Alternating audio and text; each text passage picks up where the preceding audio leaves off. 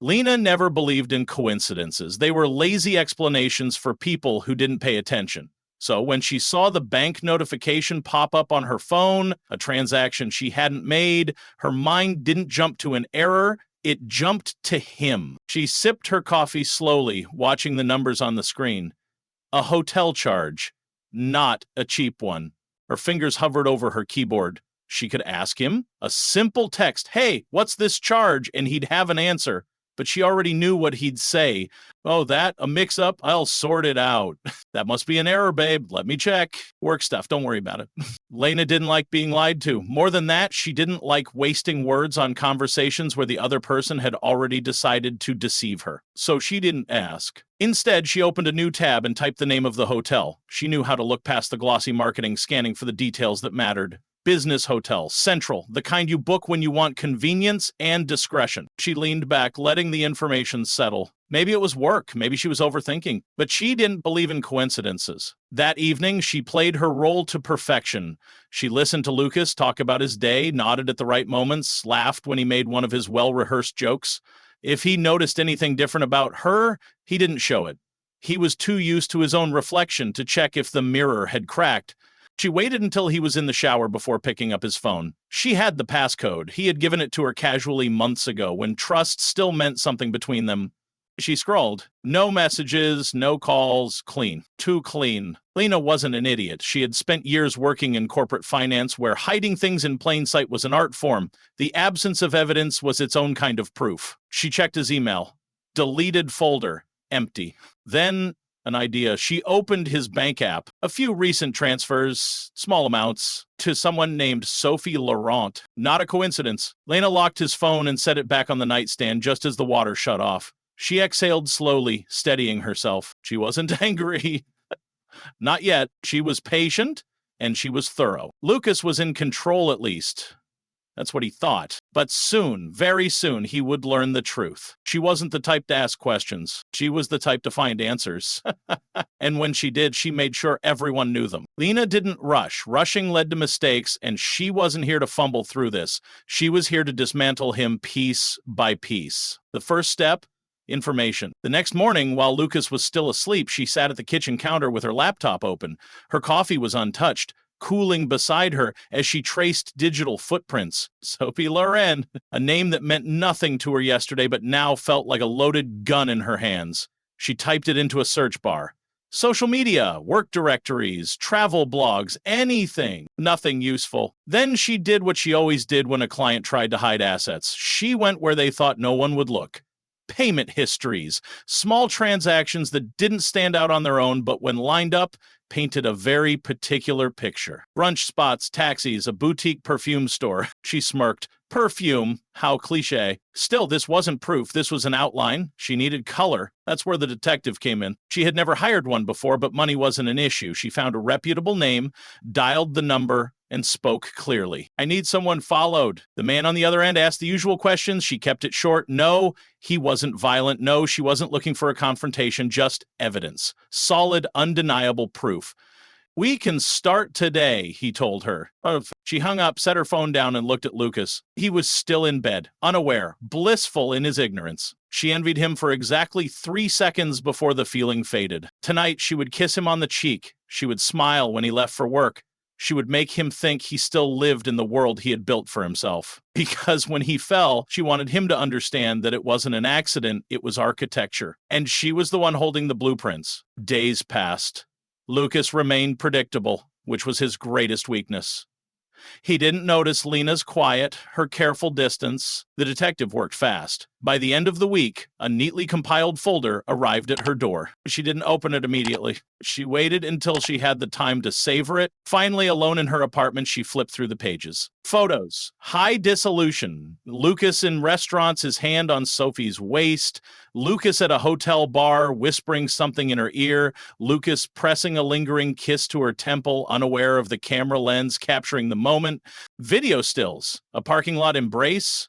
a hotel room door closing behind them. Lena breathed in. It wasn't pain she felt. It wasn't even rage. It was the thrill of inevitability. He had done this to himself, and now she would do what she did best. She would present the evidence. Not to him, to everyone else. Lena stood at her vanity, brushing a strand of hair behind her ear. The city hummed outside her window, a distant murmur of cars and conversations, but inside there was only silence. A rare moment of stillness before the execution. She had everything she needed, every receipt, every lingering glance captured in a frame, every touch documented with precision. Now it was time to decide how the curtain would rise on this performance. She could have confronted him. She could have thrown the photographs onto the dinner table, watched as his face twisted through shock, denial, and desperation. She could have listened to the stammered apologies, the weak excuses. But that wasn't her style. Lena wasn't interested in his guilt. She was interested in his downfall. And downfalls were most effective when they had an audience. The stage. Lucas's office was a testament to his self-importance. A sleek, glass-walled structure where success was measured in confident handshakes and well-tailored suits. His colleagues adored him, admired him even. To them, he was sharp, charismatic, in control. That was the illusion she intended to break. She booked a courier, a reputable service that catered to corporate deliveries. No one questioned a well-dressed man carrying a package into a high-rise. Inside the box, the photos carefully printed on crisp, glossy paper, stacked neatly. USB drive containing video snippets, silent but undeniable. A single envelope with a handwritten note. You always thought you were the smartest man in the room. Let's see how smart you feel now. She scheduled the delivery for 1 p.m., the perfect time. Lunch would be over, everyone would be back at their desks, productivity at its peak, the office would be full of witnesses to the performance. At exactly 12:58 p.m., Lena sat in a cafe across the street from Lucas's building. She sipped her espresso, her fingers resting lightly on the rim of the cup as she watched the entrance. The courier walked in, straight-backed, professional. The receptionist accepted the package, placing it on the stack of incoming mail. Tick-tock. By 1:07 p.m., she saw the first sign of the unraveling. A woman in a navy dress walked hurriedly toward the elevators, phone pressed to her ear.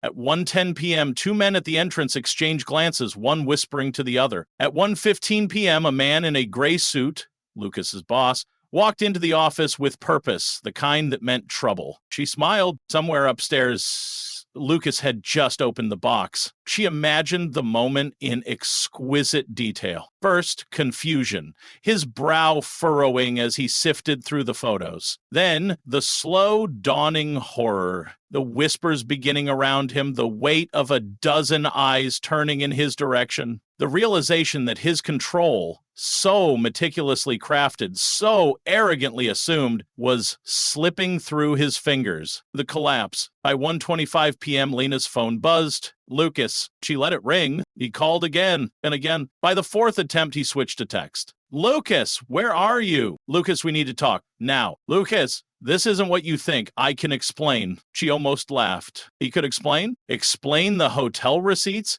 The photos of his hands around Sophie's waist? His lips at her ear? The video of their lingering goodbye? The way his palm pressed against her lower back with the kind of intimacy you reserved for someone who wasn't just a passing fling. Lena put her phone on silent and leaned back in her chair, letting the weight of satisfaction settle over her. She could imagine him pacing in his office, trying to put out a fire that couldn't be contained. There was no explaining this away. The aftermath. By the time she returned home that evening, she already knew what had happened. She had received a text from a mutual acquaintance. Holy shit. Everyone at the office knows. The boss called him in. Sophie left in tears. It's a mess. A mess. Lena poured herself a glass of wine, taking a slow sip as she allowed herself a rare moment of indulgence. She had spent weeks orchestrating this, months even. Luke had been so sure of himself, so certain that he could juggle his double life without consequence. But men like Lucas always made one mistake. They underestimated the woman they were betraying. And now he was learning the hard way. Public disgrace was a far more fitting punishment than any argument behind closed doors. The final note. Her phone buzzed again. Lucas, Lena, please, we need to talk, face to face. She considered it, not because she wanted an explanation, but because she wanted to watch him squirm. So she replied, Lena, tomorrow, 7 p.m., our usual place. She imagined the relief that would flash across his face when he saw the message, the hope, and then she imagined the moment when he arrived at the restaurant only to find an empty table. She wouldn't show up. She had already said everything she needed to say, and she had done it without uttering a single word. Lucas didn't go home that night. Lena knew because she checked once, out of mild curiosity rather than concern. His car wasn't in the driveway. His usual rhythm, so predictable before, had been thrown into complete disarray. She wasn't finished yet. The fallout. By morning, the first waves of damage had already reached her. Messages from mutual acquaintances poured in, laced with a mixture of shock, schadenfreude, and disbelief. Jesus, Lena, what the hell happened? I just saw Lucas in the break room. He looks like a ghost. Sophie quit this morning. Apparently she left crying. Lena read each one carefully, sipping her coffee, savoring the fallout like the first bite of a rich dessert. She hadn't set fire to Lucas's life. He had done that himself. She had simply handed out the matches. The confrontation. By noon, he cracked. Lucas wasn't the type to stay silent when his world was slipping. She knew the moment would come when he'd push past the stunned paralysis and try to reclaim control. Her phone buzzed. His name flashed on the screen. This time she picked up. Lana, his voice was raw, the edges fraying. We need to talk. No, Lucas. She set her cup down, leaning back in her chair. You need to talk. I have nothing to say. Silence. He hadn't expected that. He was used to people reacting, to shouting, to pleading, to desperate attempts at negotiation. But Lena wasn't desperate. You don't understand, he tried again, his voice tighter now, urgency creeping in. This isn't what you think. Stop. Her tone was calm, but it cut through him effortlessly. Don't insult me by pretending I don't understand. I understand perfectly. You were careless, you got caught, and now you want to rewrite the story into something that makes you look less pathetic. A sharp exhale on the other end. She imagined him pacing, running a hand through his hair, grasping for control. Lena, please, can we meet? She let the question hang in the air, stretching the silence between them. She wanted him to feel it, to sit in the discomfort, the unfamiliar feeling of being powerless. Then, finally, she answered. No, she ended the call. And just like that, whatever hope he had left shattered. The breaking point? Lucas wasn't a man accustomed to losing. He had built his life on the illusion of control, on the belief that he could juggle every lie without consequence. Which is why, when the weight of his exposure became unbearable, he did something predictable. He came to her door. Lena heard the knock before she even saw his face. For a moment, she considered letting him stand there, letting him stew in the wreckage of his own making. But then she thought, why not? She opened the door. Lucas stood there, looking as if he hadn't slept. His usually polished appearance was unraveling.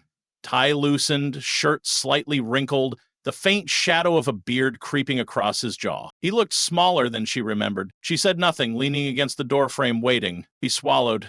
Lana, please. She tilted her head slightly. Please what? A muscle in his jaw twitched. Please, just let me explain. She folded her arms, raising a brow. Explain what exactly? That you were cheating? That you thought you could get away with it? That you're sorry now that everyone knows? Lucas clenched his fists, his frustration evident. You didn't have to do this, Lena. She laughed softly. Oh, Lucas. That's where you're wrong. A flicker of anger flashed across his face. You humiliated me. I revealed you, she corrected. You did the rest yourself. His breath came unevenly now, the weight of his downfall pressing in. I lost everything. Lena met his gaze, unflinching. You lost nothing you weren't prepared to gamble. His shoulders slumped, the bravado crumbling. This shoulders slumped, the bravado crumbling. I didn't mean for this to happen. Lena's lips curved into a small, humorless smile. You never do. She let the silence stretch again, watching the realization settle over him. There was no coming back from this. No bargaining. No quick fix. She stepped back. Goodbye, Lucas. And with that, she shut the door in his face. The aftermath. It didn't take long for the news to settle. Lucas resigned from his job a week later. Whether he was forced out or left on his own, Lena didn't care enough to find out. Sophie disappeared entirely. No social media presence, no public outbursts, just a quiet, embarrassed exit from the stage. Lena went on with her life. She didn't dwell, didn't look back. Closure wasn't something Lucas could give her. It was something she had crafted for herself. out of precision and patience. And for the first time in a long time, she felt free. Final cut. One evening, as she sat by her window with a glass of wine, she received one last text from an unknown number. Lucas, I deserved that. Lena stared at the message for a moment. Then, without hesitation, she deleted it. Some lessons weren't meant to be acknowledged. Some lessons were meant to be lived. Lucas never tried again. After that last message, I deserved that, he disappeared from Lena's life. She didn't bother blocking him. She knew he wouldn't reach out. He had finally understood the most brutal truth of all. She was done with him. And once Lena was done, she never looked back. The quiet victory. There was no grand epilogue to Lucas's downfall. No public spectacle beyond what had already played out. No desperate attempts to claw his way back into her good graces. He was simply gone. She heard pieces of his life trickle in through acquaintances. He left the city, moved somewhere quieter, took a lower profile job, the kind of retreat a man makes when he has nothing left to leverage. Sophie, for her part, had faded into obscurity. The last Lena had heard, she had left town too. Whether she had been hoping Lucas would follow or was merely fleeing the wreckage of her own ruined reputation, Lena didn't know, didn't care, because Lena's life wasn't about them anymore. It never really had been. A clean slate. The funny thing about destruction is that it clears space. For weeks, Lena had been existing in the aftermath, adjusting to the sudden stillness where chaos had once been. And then one morning, as she stood at her kitchen counter pouring coffee, she realized something. She felt good. Not bad, not just relieved. She felt good. Her world had become sharper, lighter, clearer. There was no longer a nagging underlying tension. No unanswered questions. No need to second guess a man who thought he was too clever to be caught. Her time was hers again. So she made plans. She booked a flight, one way, to Paris. A city she had always wanted to experience properly, not just in rushed business trips or fleeting vacations where Lucas dictated the itinerary. This time she would go on her terms. No agenda, no obligations, just her. The final scene. The night before her flight, Lena found herself at her favorite rooftop bar, sipping a glass of wine as the city stretched beneath her. Alone, but not lonely. She scrolled through her phone, idly deleting old messages, clearing out remnants of a past she had no interest in carrying forward. And then she saw it, the last photo of her and Lucas together, taken a year ago at an office event. He had his arm around her, smiling for the camera, his grip just a little too tight, a man who always needed to remind the world that something belonged to him. She studied the image for a moment. Then, with a flick of her finger, she deleted it. A weight lifted. She exhaled, finished her drink, and stood. The city lights shimmered. The air was crisp. And for the first time in a long, long time, Lena felt something close to joy. Not because of revenge, not because of closure, but because tomorrow her life truly began. And Lucas was nothing more than a lesson well learned.